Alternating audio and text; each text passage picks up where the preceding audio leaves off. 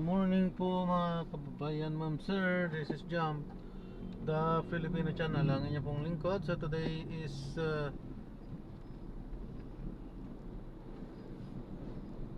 dali lang ha. Today is July 2026. At tayo ngayon ay papunta dyan yan sa may dali lang. Nakikipag-ano tayo. At medyo ano tong ano, dami sasakyan. Ayan, nakatawid na tayo. At tayo ngayon ay papunta dyan sa may The Hive Taytay Tower, sa may si Ortigas San Isidro Taytay Rizal po yan. At dadalhin po natin sa may Premier Medical and Cardiovascular Laboratory. Diyan yan sa may Malakas Street, Diliman, Quezon City po yan. Okay, so magbabalik po tayo mamayang onti po pag nakuha na po natin sila. Disclaimer lamang po, ang content po natin ay kalsada at hindi ang passenger. Kaya naman sakasakali man po may marinig kayo mga pangalan ng lugar, pangalan ng tao, pangalan ng organization, si government or private man, ay wala pong kinalaman ng channel na ito at wala pong pinapatukulan lahat po ng pinag-uusapan dito. Nagpawang dito lamang po yan sa loob at wala pong pinapatukulan sa labas.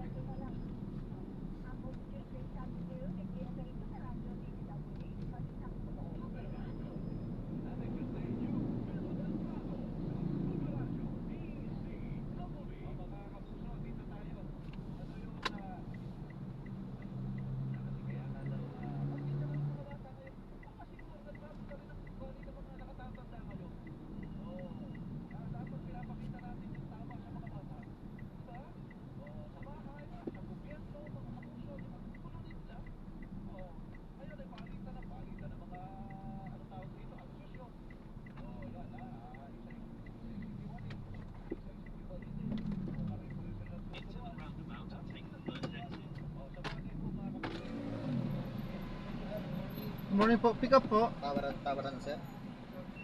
Tower C. Hi.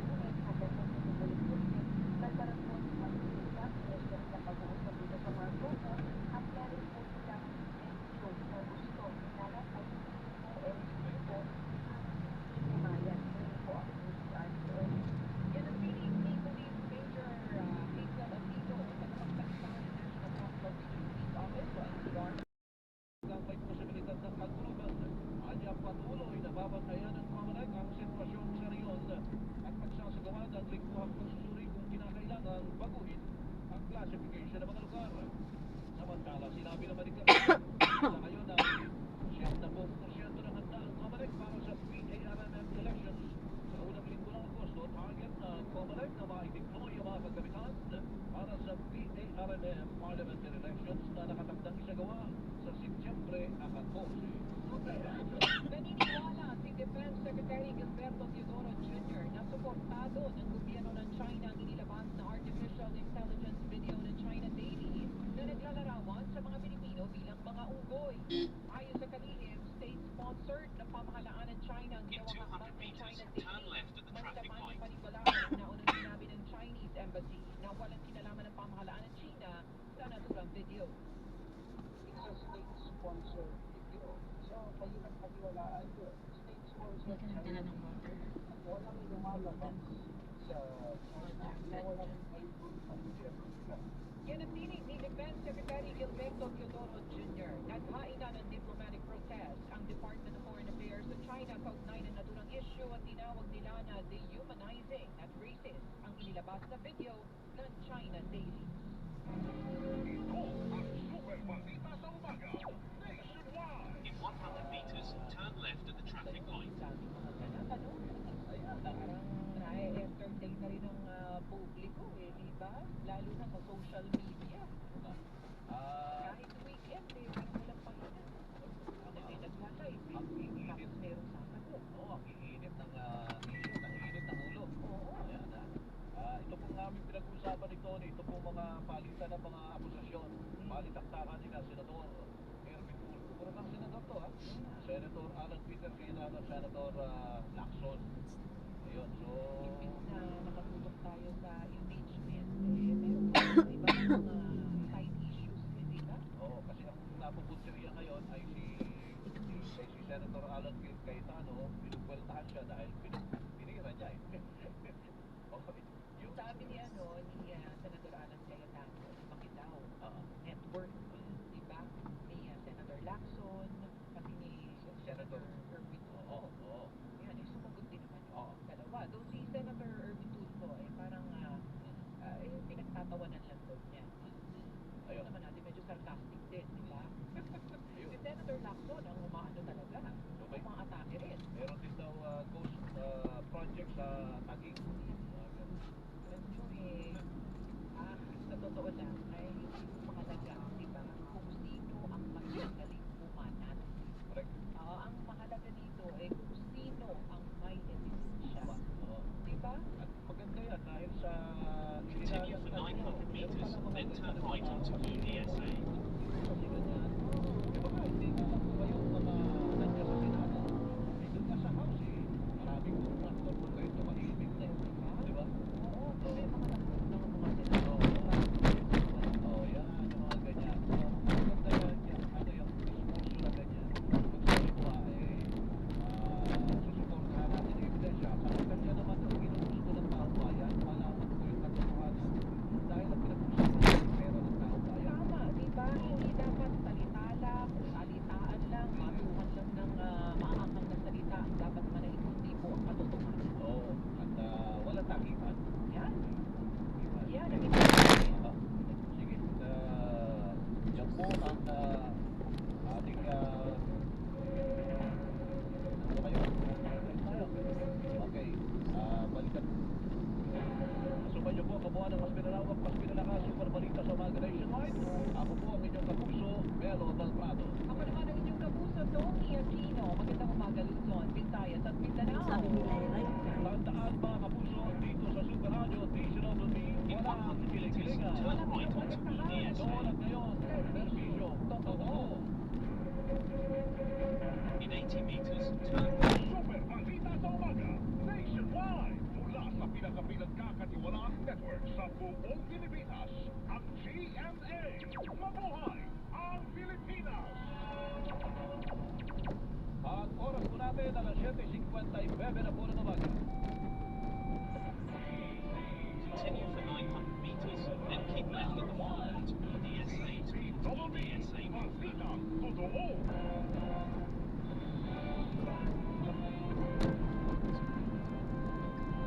Kapag kabalita, pinamamig, panalay,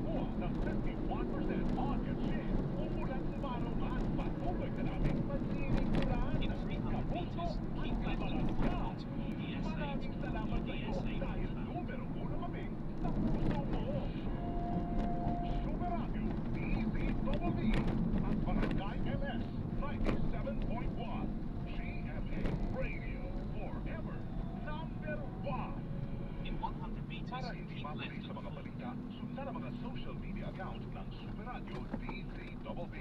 Mag-subscribe sa aming YouTube channel at i-follow kami sa Facebook, TikTok at X. Hanapin lamang ang Super Radio DZBB para makita ang aming mga official social media account. Tutok na para sa mga balitang tama at totoo. Anong kapuso?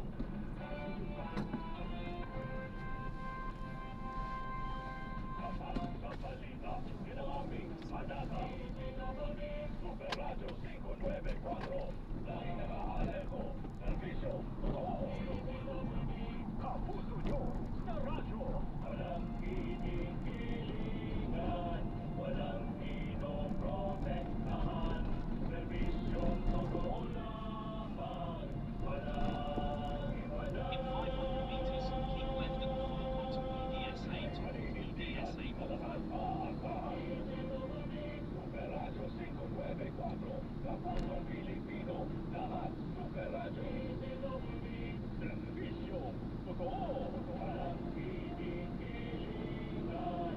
Walang pinoprotektahan. Servisyo, totoo lamang. Walang iwanan.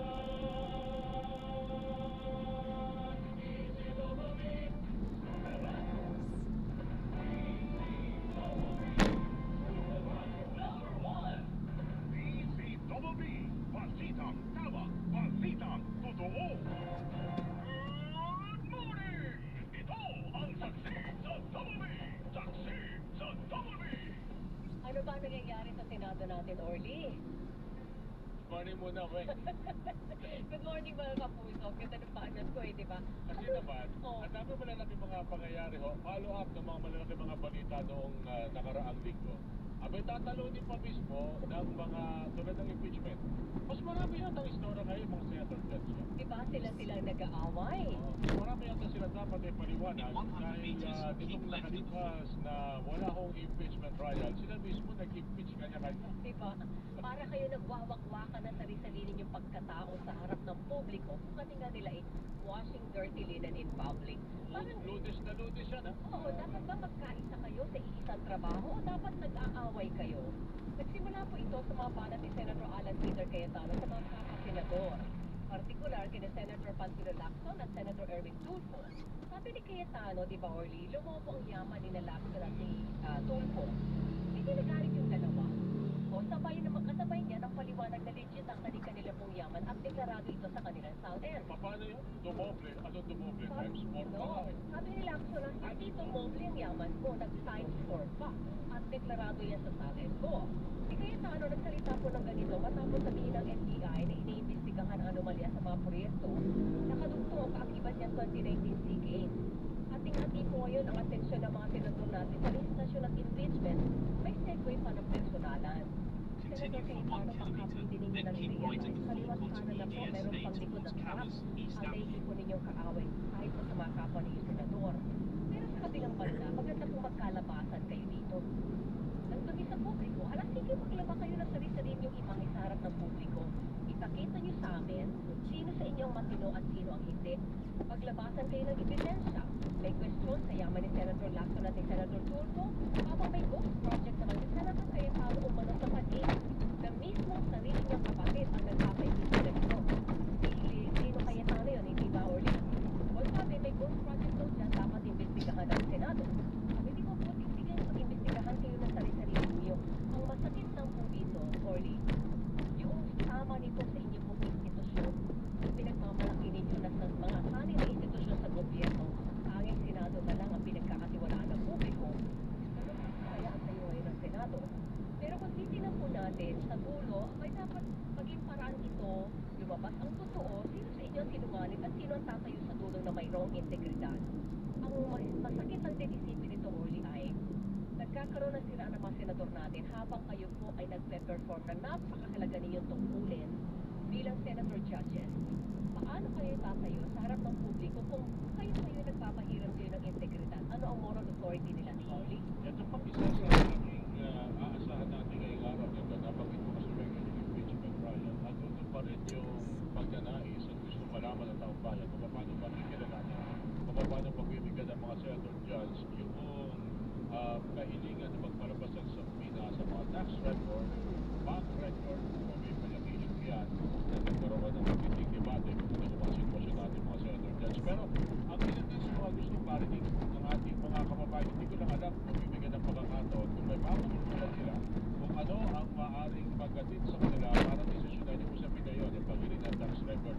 Tulad na lamang ng ating gustong marinig sa tuwi-tuwi na Magdedebate yata sila mamaya, di ba?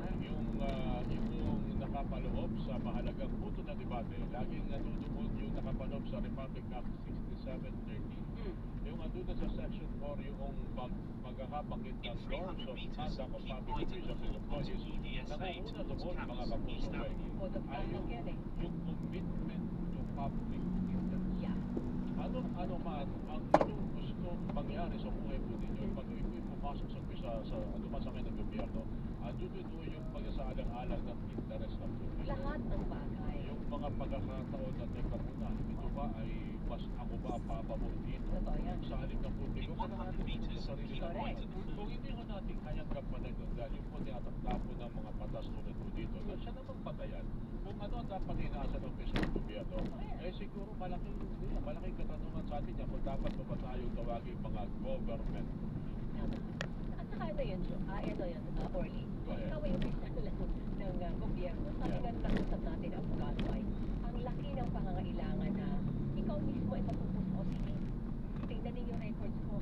Dahil mula nang nanumpa ka bilang official ng pamahalaan, ano man po ang posisyon ninyo, ano man ang posisyon ninyo, mahibababa man In o 200 pinakamataas, meters, turn right kailangan onto makita Mapag lang Road ng Street. publiko. Handa kayong isiwala, ibuyang-uyang sa taong bayan ang lahat ng inyong personal na detalye.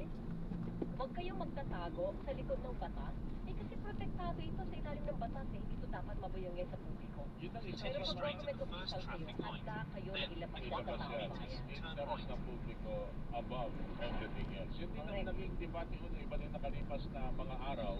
Pero alam mo natin, sige, bigyan natin yung pagkakataon. Baka naman meron silang gusto mas magandang paliwanag sa usapin natin. Pagbigyan natin, kaya na tumagal po talaga ng ilang araw at umabot pa na hanggang ngayong araw na Lunes po yung bago nila desisyon. Bigay ko natin sa kanila, marinig ko natin ngayon pong mamaya. May conference tayo dyan. Alas 2 ng hapon. Pakinggan natin yan. Tulad na lang ng mga mahalagang mga balita ngayong pong araw na ito. Muli, sa ngalan po ni Paring Joel Resumen, ako po niyo kasamang Orly Trinidad, siya po si Vice Salvacion, ka namang pakilala. Dahil tatawagin mo na si Bao de la Cruz sa kanyang flash report. Maradyo, DZWD, Flash Report! Pero sa grupo ng mga kabataan, maaga nagkilos protesta sa labas ng Senado para hilingin ang paglalantad ng tax at bank records ni Vice President Sara Duterte at nandun si Bao de la Cruz. Bao, Orly, when kasabay ka nag-front waiting ceremony nagpagawa ng lightning rally ang samahan ng progresibong kabataan o SMART kasama ang iba pang youth organization sa harap ng Senate Building ng DFI sa complex dito sa Pasay City. Lain ang kilos protesta na hikayatin sa mga senador na nagsisilbing hubog sa impeachment court na paglabas ng supina upang mapuksan ang tax at bank records ni Vice President Sara Duterte bilang